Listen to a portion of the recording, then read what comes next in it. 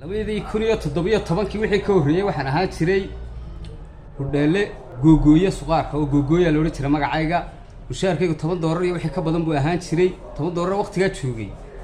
waxa la keenay makiinad gibigeeda wixii la shiidaysa waxba lagaaga baahanay gibigeediiba dacalkaas lagaga qabanaya dacalkaas oo waxa ku ri qof kaliya ka shaqeynayaba wixii 7 qof ka shaqeynaysa maqaaxidaan furano oo uga guurnayba maqaaxidana waxay sameeyeen ba in qof waliba halkiisii shaah ku karsado xagan fiishta ka gashado isagoo laba koob shaah ku diirsanayaba taasina way naga gubeen waa dadka technology-ga keena ee wasaaradda ganacsiga hanalaga qabto waxa la leeyahay dhalinyarada shaqo abuur loo sameeyana waa la leeyahay markay shaqo abuurtaan oo tii ay abuurteen waaba gibgooda waa u gasaysaaba waa loo jarayaaba go'de wadid dunida gibgeega baa anagu waan iska joognaa waxa dad baa ka shaqeysanaya xagaa joogada annagu halkan waan iska joognaa dad baan u shaqeynaa bas waxa jooga waa